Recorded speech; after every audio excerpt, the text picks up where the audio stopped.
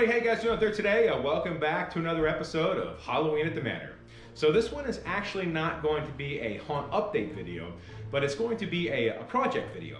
And what I'm doing today is I'm making the columns, an extra column for the cemetery. I've gotten so many amazing responses about the cemetery fencing video that I did and the tombstone video as well.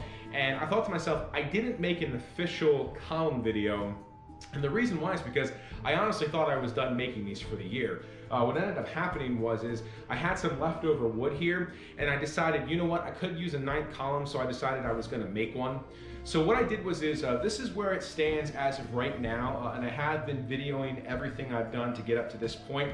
But what I'd like to do is we'll finish this up, and I'll show you guys how I make these columns. And I apologize, I know we're only like a week and a half away from Halloween, but who knows, maybe next year you can do this and add this along with your cemetery fencing, because these columns with the cemetery fencing look really, really cool. But anyway, why don't we go ahead, we'll finish up this bad boy here, and I hope you guys enjoyed this one. Let's get going.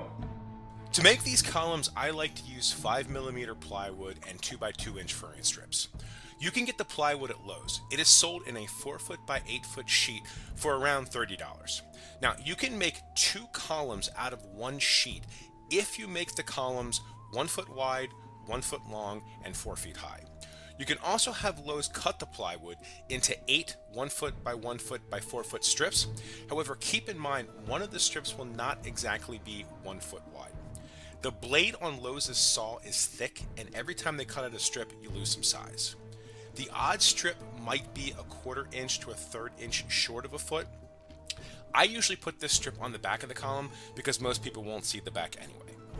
Since I just had Lowe's cut the plywood in half for me, I have to make the cuts myself with a jigsaw. Now, you can make your cemetery columns out of other materials as well, like foam or other sizes of plywood, but this is just how I like to make mine. The next step is to frame one of the sides of the columns with the 2x2 inch furring strips. In this example, the 2 pieces running on the sides are cut at 4 feet in length, and the pieces at the top and bottom connecting them are cut at 9 inches. These measurements might differ depending on how large or small you make your columns. Now, once one side is done, you're going to want to repeat these same steps and make a second side.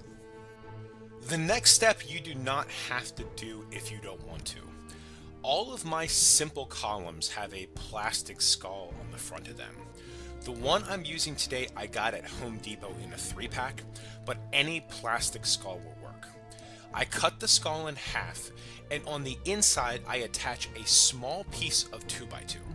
I do this so I can connect the skull to the plywood. Now, on the strip I will be using as the front of my column, I attach the skull. Again, you do not have to do this if you don't want to, it's completely up to you. Next, attach the front panel of your column to the 2 sides we made earlier in this video. Once the front panel is attached to the sides, attach the remaining back panel as well. I used 1 1/4 inch screws to do this, however anything less than that will work as well.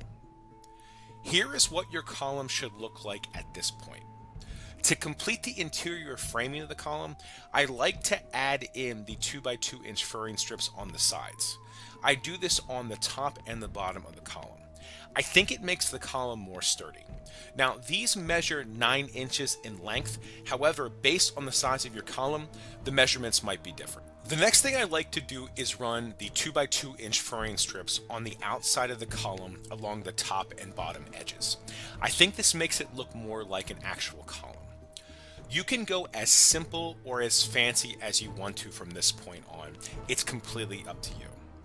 The last thing I do is cover the top of the column with a piece of plywood.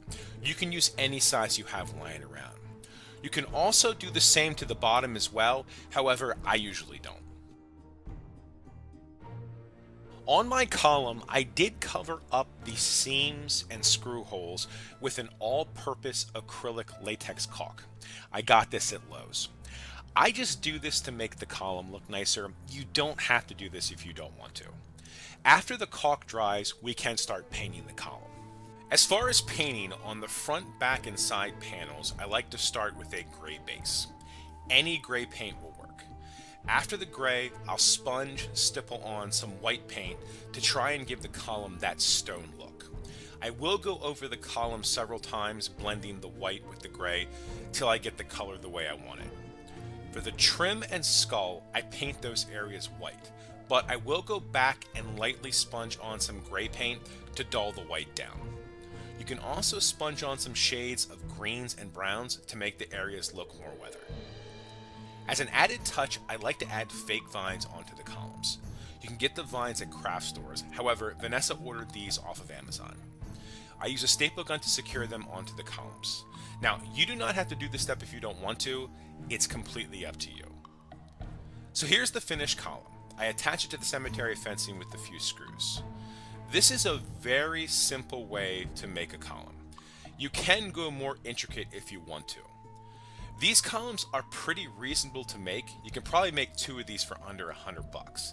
They're also fairly light, which makes them easy to move and store. Again, I apologize for making this video so late in the haunt season, but this can be something you can add to your project list for next year. Anyway, I hope you guys enjoyed this one. If you have any questions, leave them down in the comment section. I'll try my best to help. But thank you guys so much for watching. We greatly appreciate it. Hope you guys have a great rest of your day, and take care. Bye.